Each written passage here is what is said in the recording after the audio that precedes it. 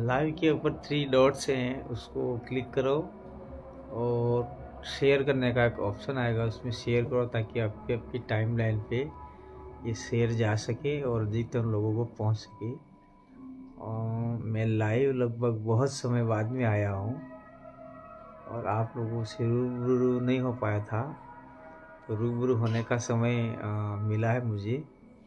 तो आप लोगों का प्यार भी बहुत तगड़ा मिल रहा है और आपका समर्थन साथ सहयोग भी अच्छा मिला, इसलिए मैं कोई लंबी बात नहीं करना चाहता हूँ। लेकिन ये जो अभी आप लोग लाइव देख रहे हैं, उस लाइव को थोड़ा सा बढ़ाओ ताकि अधिकतम लोगों तक अपनी बात पहुँच पाए। और कितना जल्दी पहुँचाएंगे तो मैं अपनी बात को आगे बढ़ा पाऊँगा।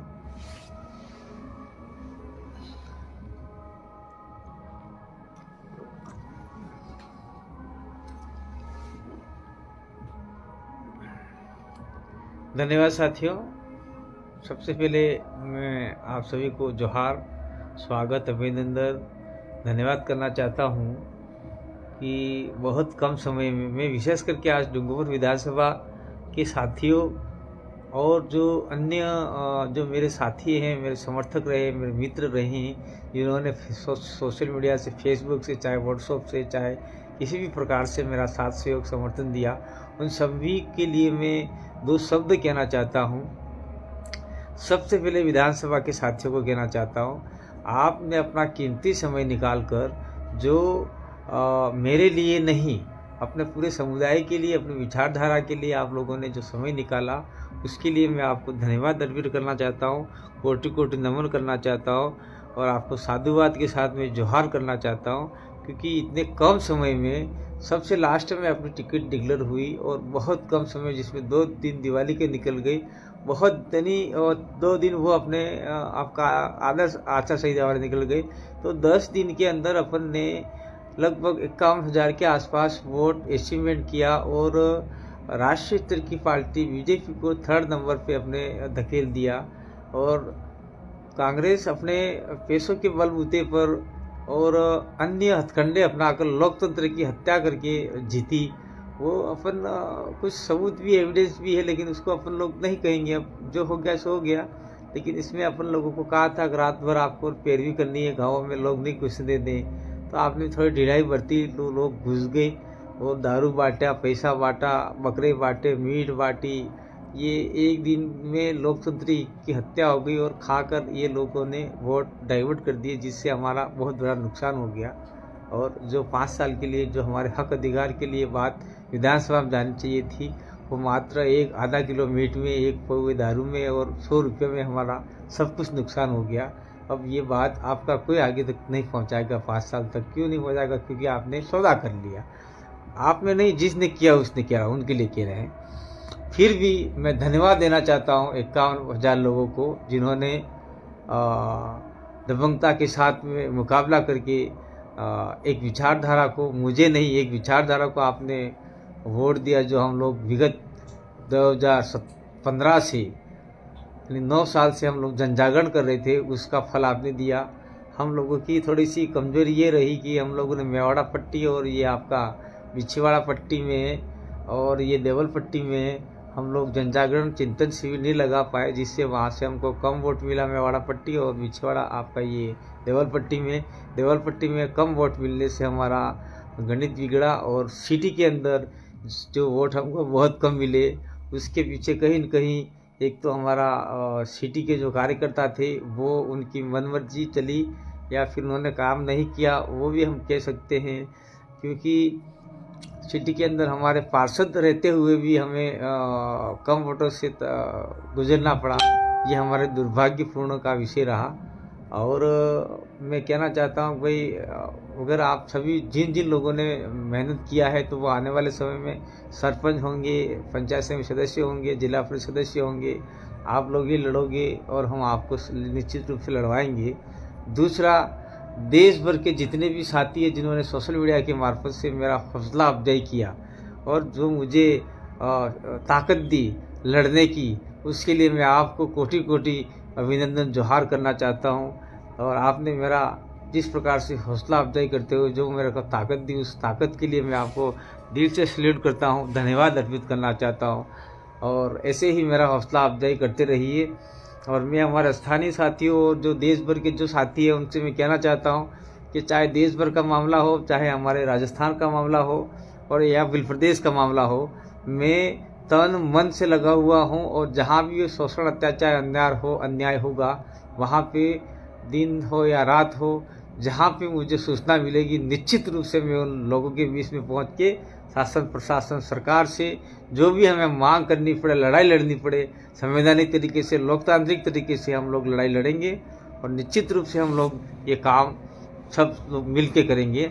और मैं यहाँ के स्थानीय साथियों से कहना चाहता हूँ कि आपको ज़्यादा घबराने की ज़रूरत नहीं है और आपको ज़्यादा मायूस होने की ज़रूरत नहीं है। आप लोग सावधानीपूर्वक काम कीजिए, लोकतांत्रिक तरीके से काम कीजिए, कानूनी रूप से काम कीजिए। आपको कोई डराता है, कोई धमकाता है, तो आप मुझे रात को, दिन को फ़ोन कीजिए, तो मैं निश्चित रूप से आपके बीच में खड़ा हो जाऊंगा। और आपका मन छोटा मत कीजिए, आप रोइएगा मत। अगर आप लोग रोने लग जाएंगे तो जो आपका कर्जा धरता है, जो आपको चलाने वाला व्यक्ति है जैसे मैं, तो मेरा क्या हश्र होगा आप जानते ही है। जहाँ मैं आज दिन भर से खबरें ले रहा हूँ कि ये कार्यकर्ता रो रहा था, ये वो रो रहा है, कुछ कार्यकर्ता मानसिक रूप से भी थोड़े ग्रसित हो गए, तो ये ठीक जैसा माहौल नहीं है। अपन को ऐसा नहीं करना है। अपन को आगे और लड़ाई लड़नी है और आगे की फाइट में निश्चित रूप से हम लोग निकलेंगे। और आगे की फाइट किस प्रकार लड़नी है वो कार्यकर्ता तय करेंगे। और आगे की फाइट के अंदर कार्यकर्ता तय करने के बाद में ही आगे की फाइट को लड़ा जाएगा। और जिस प्रकार से इस विधानसभा में आप सभी लोगों ने मेरा साथ सहयोग दिया और मुझे समर्थन दिया, रात दिन दौड़े, उन सभी को लिए मैं साधुवाद और धन्यवाद जोहार करना चाहता हूँ। और मैं उनके लिए भी कहना चाहता हूँ कि विधानसभा के साथी कुछ नाराज़ चल रहे थे या फिर प्रचार में नहीं आए, उनको भी धन्यवाद देना चाहता हूँ कि आज मेरा नंबर था, कल आपका भी नंबर हो सकता है। तो हम सब एकता के सूत्र में बंध के अगर लड़ते तो निश्चित रूप से अपना काम हो सकता था। लेकिन ये जो द्वेषता की भावना को लेके चल रहे हैं, चलेंगे तो निश्चित रूप से अपना ही नुकसान होगा। दूसरा ये मैं कहना चाहता हूँ कि हमारे जितने भी नेतागिरी के लोग काम करते हैं, नेता बने छोटे मोटे पद लेकर, उनमें भी द्वेषता की भावना नहीं होनी चाहिए। सब साथ में मिलकर काम करेंगे तो हमारा काम आसानी से सफल हो जाएगा। दूसरा, राजस्थान के अंदर कांग्रेस सरकार की विदाई हुई। मैं अशोक जी गहलोत को धन्यवाद देना चाहता हूं कि आपने भी 5 साल तक जनता के लिए अच्छे काम किए होंगे। और अभी वर्तमान में जो आप विपक्षी भूमिका निभाते हुए अच्छे काम करेंगे। और अभी वर्तमान में बीजेपी सरकार बैठने वाली है, उनको भी मैं धन्यवाद देना चाहता हूं कि आप भी 5 साल तक जनता की भलाई के लिए अच्छे काम करोगे। और भय, डर और आपका सड़क, बिजली, पानी की मूलभूत सुविधाएं जो है उनको भी ख़त्म करोगे। और आदिवासी क्षेत्र की जल जंगल ज़मीन की समस्या है उसको ख़त्म करके हमारे इलाके के लिए आप लोग काम करोगे, ऐसी आशा और विश्वास है। दूसरा, हमारा जो भारत आदिवासी पार्टी बनी है BAP यानी बाप, वो राजस्थान में एक लार्ज स्केल पर बहुत अच्छा खासा वोट लेकर आई है कम समय में। और कम समय में सिंबल मिलने के बावजूद भी हम लोग 3 सीटें तो राजस्थान में जीते हैं, बाकी एक मध्य प्रदेश में जीते हैं। 3 के बाद में हम लोग यहाँ पे 5 सीटें सेकंड पोजीशन रहे हैं। और सेकंड पोजीशन में भी हम लोगों ने अच्छा खासा प्रदर्शन किया है।